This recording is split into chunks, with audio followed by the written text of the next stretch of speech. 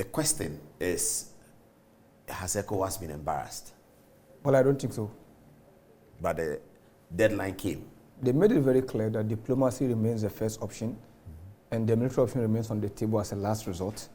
So perhaps the extension is because there may be some understanding on certain issues, but not all. For what happens behind the scene, we are not privy to.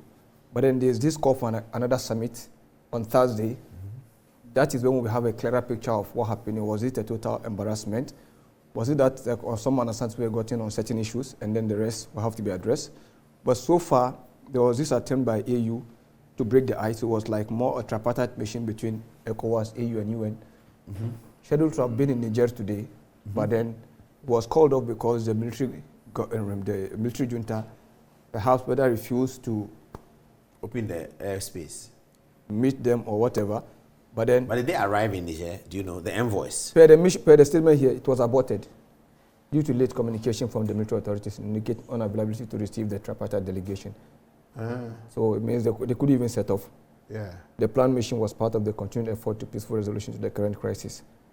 But then, that means the junta is feeling that they've won. They are feeling they won the first round. It's like everyone has taken an entrenched position.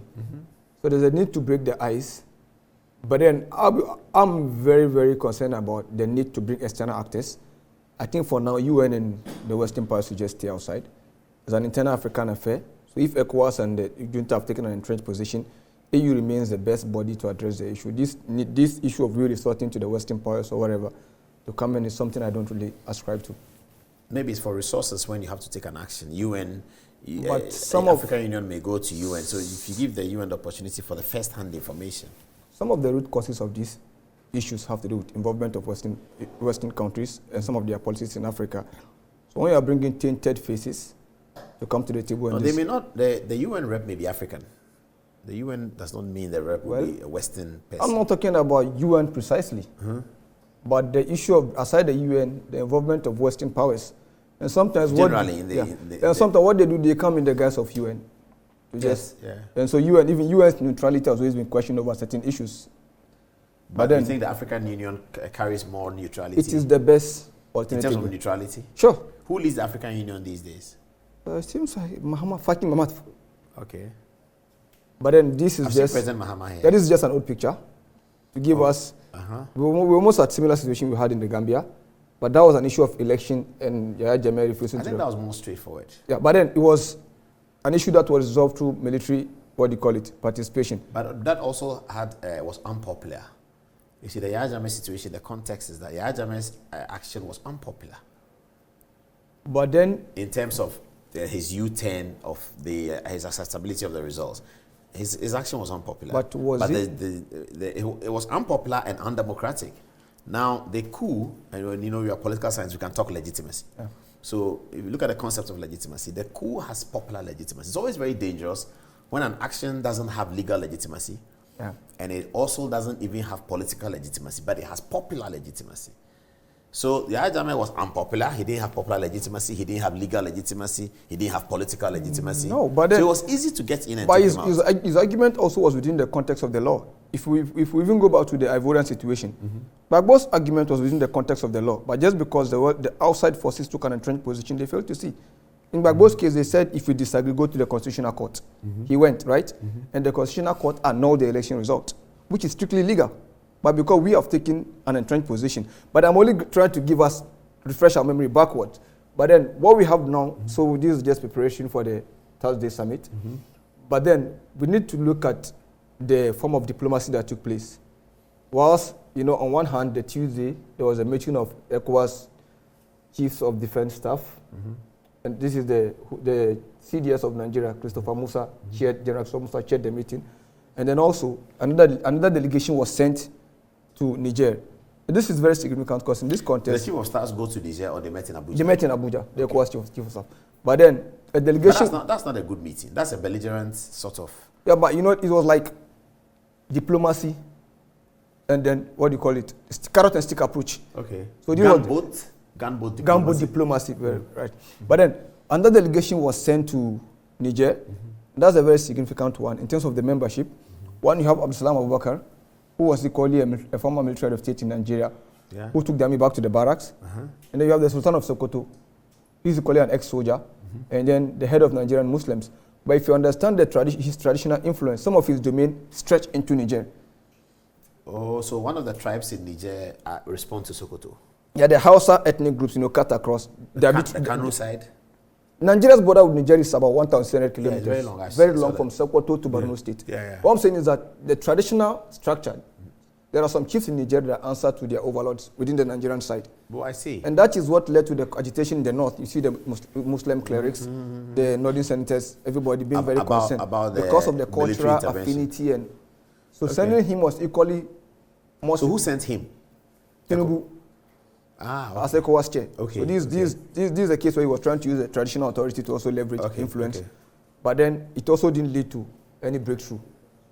And then on the Sunday, which happened to be the deadline of the ultimatum, we had this huge rally in the National Stadium in the capital, Niamey, and where the people were endorsing the coup.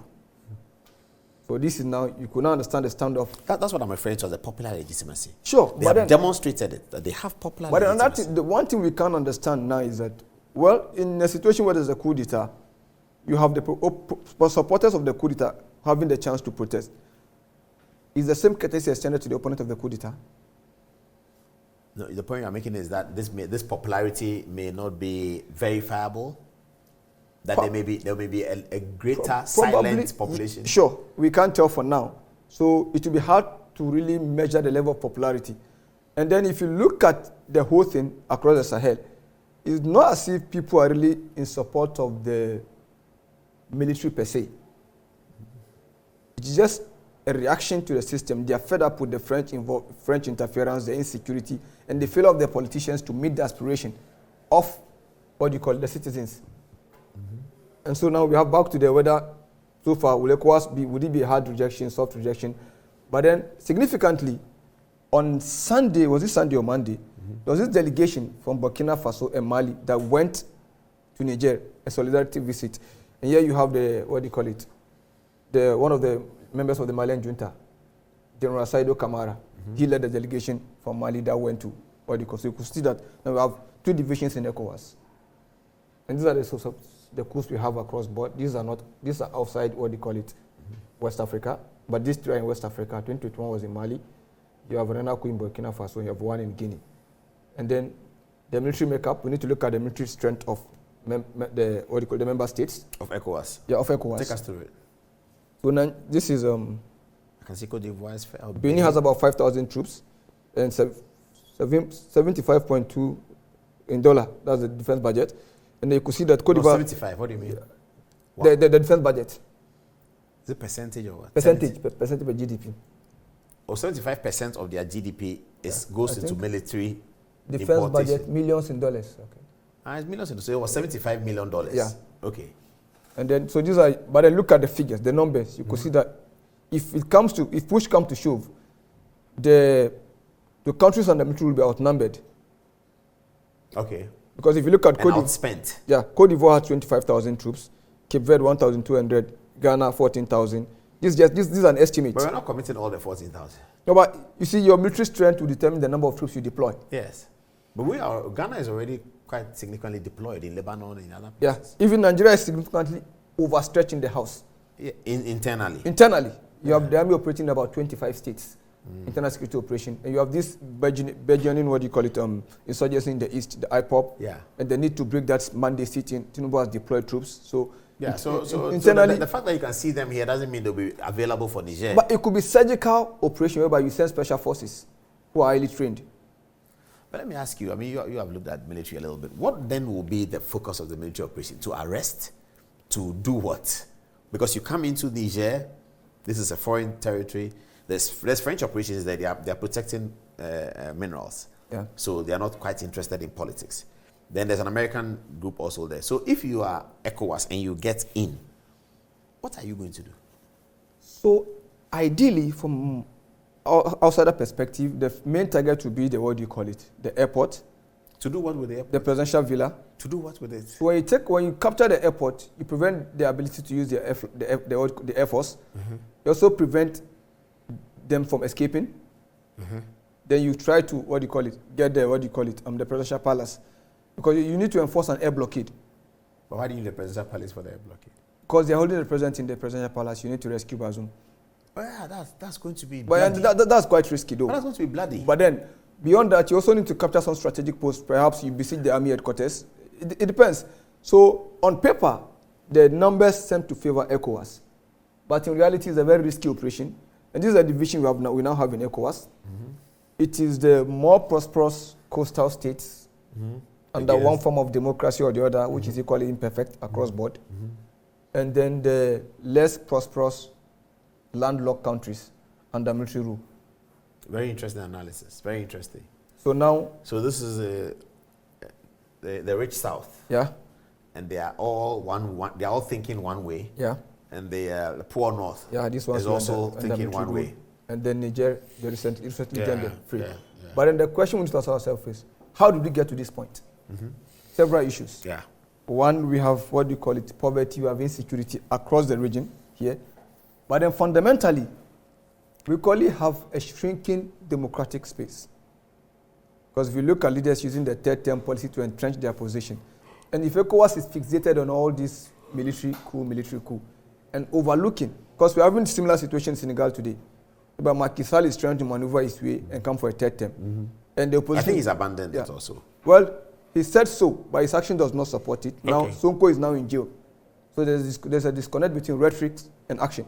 Okay. And ECOWAS is still mute about that. So when if there's a military coup in Senegal and you come to tell them, hey, go back to democracy, you are being unfair. In the Condé case, people were being killed on the street. ECOWAS stayed mute. When the coup d'etat occurred and people were jubilating, and not telling them to go back. I mean, it becomes very, very, very difficult for people to accept ECOWAS. And ECOWAS, the credibility is at stake. In the Mali situation or the Senegal situation? Across board. ECOWAS has a deficit of trust at the moment.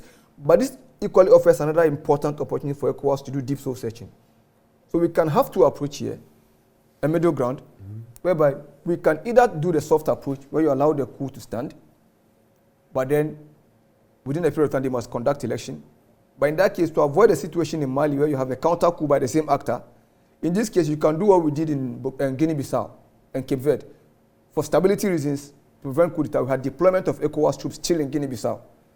So we could come to a middle ground, the military coup stands, given a time period to conduct an election, and then to guarantee that there will be no counter coup after that period, then there will be some deployment of ECOWAS troops within, the country, but not an intervention militarily, but one that is just to guarantee that there's a return to democracy and But they also offered the Nigerians first an opportunity to do proper conference or conversation on the way forward. Because there's an issue of French influence across the Sahel, which from data and indication is very negative. But that's what they've been trying to fight for so many years. But that is what the French is also, and there's this argument I've seen people saying Nigeria and ECOWAS are doing the French bidding. Then people don't understand history. Nigeria and France have always have loggerhead in West Africa. Nigeria sees itself as a bona fide leader in West Africa, and then the French are seen as undermining Nigeria's influence over their countries. Yeah, if you look at just recently when there was this discussion to materialize ECO.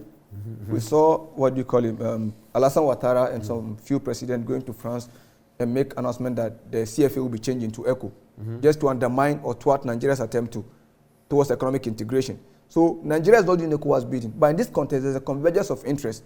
And in diplomacy, when interests converge, we work together. So convergence of interest between Nigeria and France? Yeah, in the sense that Nigeria wants to restore democracy, just to retain that big brother figure it has lost after the exit of Obasanjo. Successive government went inward. And then for France, restoring Bazoum, equally allow France to regain. But is it not Bazoum who had begun the anti-French rhetoric? Yes, he was. So Bazoum his case was more like the case of a reformer with a good intention, not being able to maneuver very well. But we'll get to that point and you see the issue. So, but then he didn't challenge. The challenge wasn't that strong as against when you have the military in power. So for French, restoration of Bazoum tend to give them another, opportunity. So it's like, we both have interest in the restoration of the ousted regime, but for a different purpose. For Nigeria to maintain democracy, purportedly, but to gain regional prestige. But for the French to restore the status quo and continue to exploit and benefit economically. Mm-hmm. I get the conversation. But it offers ECOWAS another opportunity where we can now have a comprehensive dialogue. All ECOWAS members will have to sit, regardless of whether it's a democracy or a military regime, sit down, discuss the protocols. How do we ensure that the protocols are enforced? Because the main thing undermining ECOWAS credibility is the enforcement of its protocols. It's like the laws are very beautiful on paper, but practically enforcing them becomes a problem. Because in the, let's say there's a coup in Senegal today, and you tell them to restore democracy, nobody will accept it, because we were quiet when Macky Sall is doing his own now. Okay, move on. So now this offers a key dialogue for ECOWAS we need to look at. But we can also do one thing. Mm-hmm. The suspension of this member state can be made internal. That means what? In the sense that they will be invited to ECOWAS meeting, but will not have voting. Okay. Voting rights. Okay. Unlike the case where they are just not involved. And if I'm not involved in discussing issues that affect me, it's equally not fair. Who and who are on suspension? Guinea, Mali, Burkina Faso, and now Niger. I see. You know, it's like, you know, most of these international bodies, you have these observer countries where they come to observe, but they don't. So you could have the same situation, so that there will be a frank dialogue about the way forward. And then that will give us a solution to this problem of coup d'etat.